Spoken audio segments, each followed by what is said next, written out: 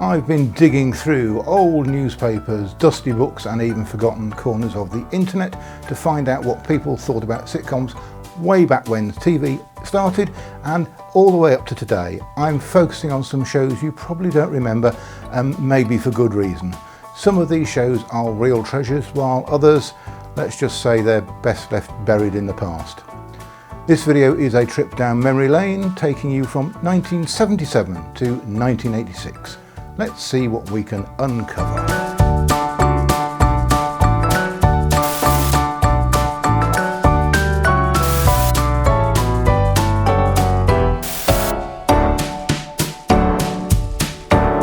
Odd Man Out might seem like a shameless attempt by ITV to capitalise on the success of the BBC sitcom Are You Being Served by effectively poaching one of their stars.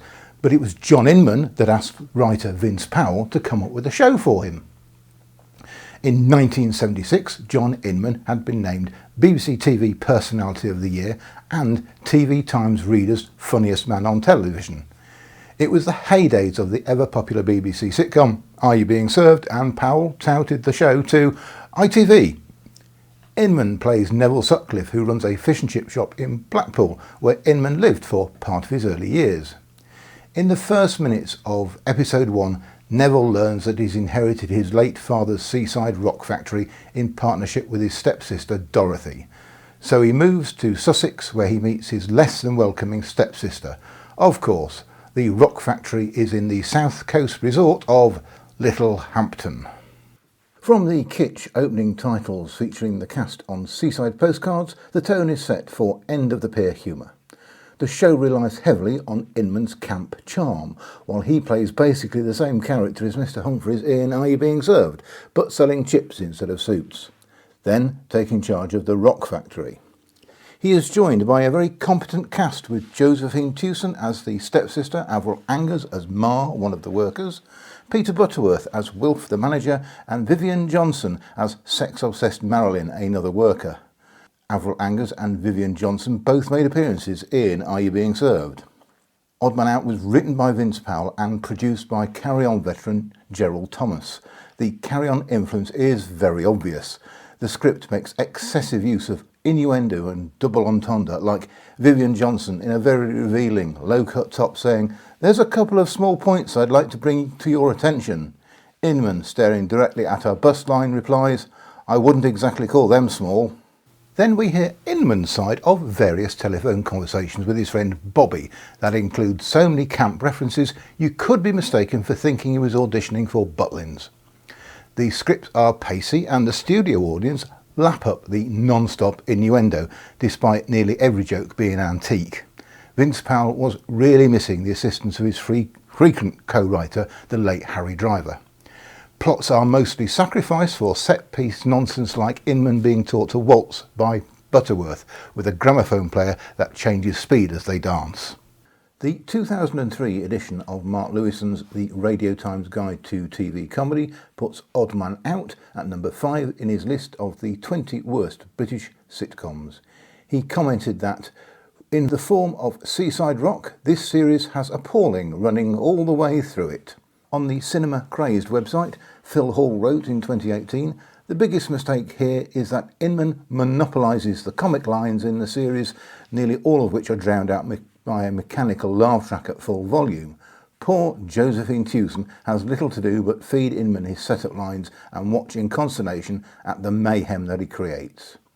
In 2021, Brian Slade wrote on the Television Heaven website, "Quite why Odd Man Out didn't continue is hard to pinpoint. It may simply be that John Inman's character just didn't deviate far away enough from Mr. Humphries at a time when Are You Being Served was thriving." There was just one series of 7 episodes. People of a certain age who remember Are You Being Served on its original broadcast will no doubt appreciate the chance to see one of its stars mincing through another innuendo-laden series. For you, Odd Man Out was released on DVD in February 2013. Most other people will probably politely decline the opportunity to see it.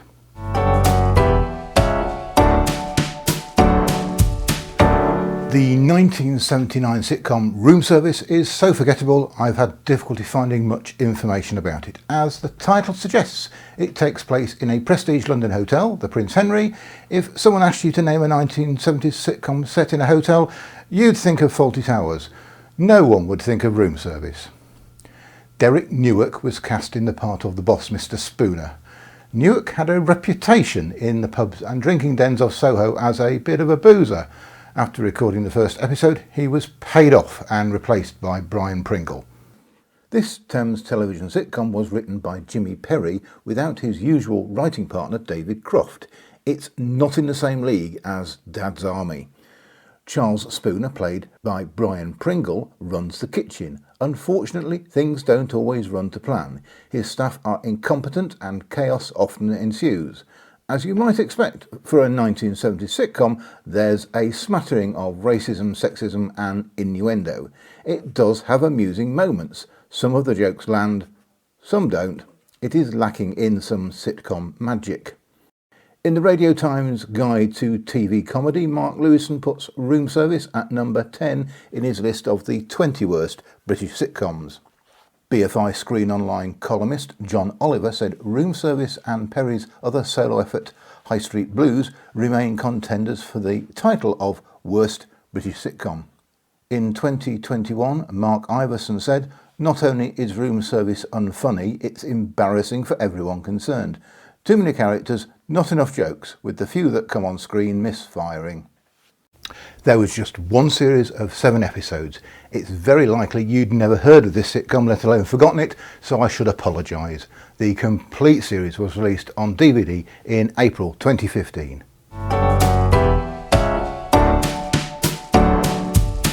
Another side project for John Inman was the Southern television sitcom Take a Letter, Mr. Jones, that aired for one series of 6 episodes in 1981.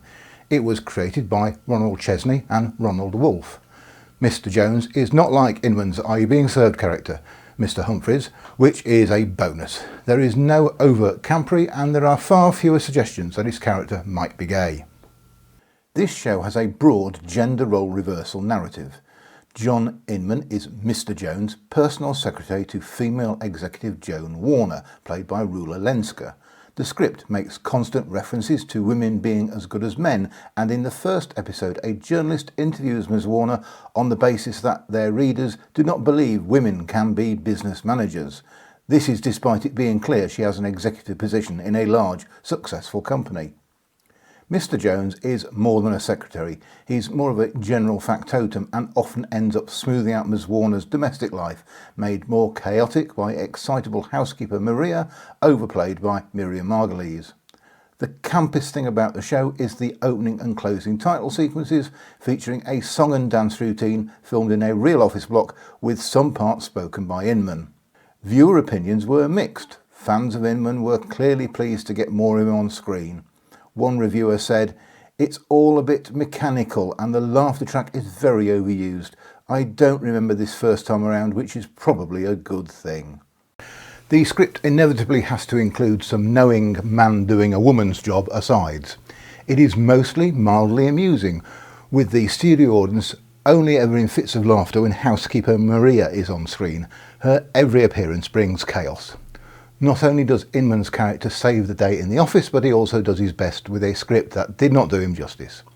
The series has been shown on American PBS stations where Are You Being Served had been a hit.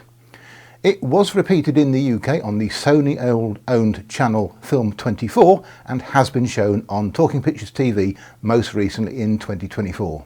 A VHS set of the series was released in America by Questar in 1995. A UK DVD of the series released in 2009 by Simply Home Entertainment.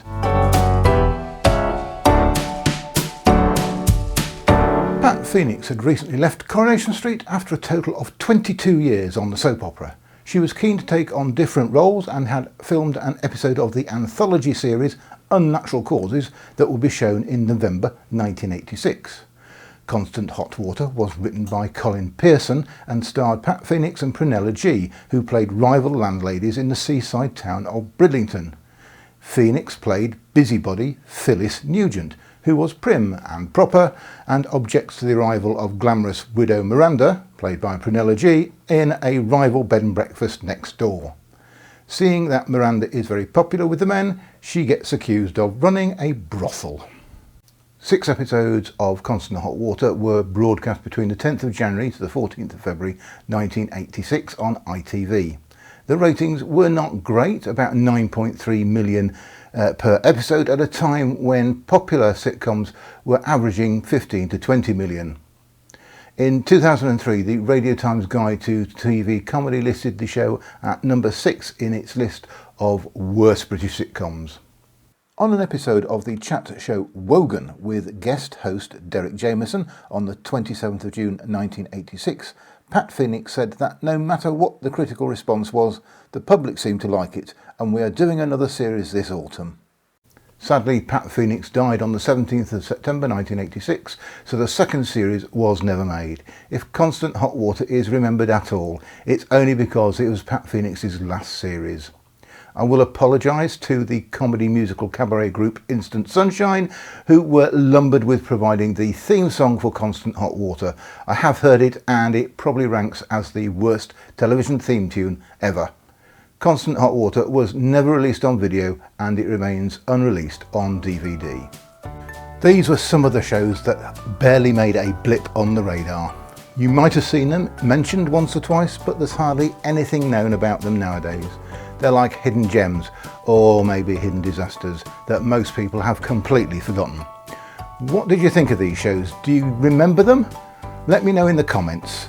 Then join me in the next video when I look at years 1991 to 2001.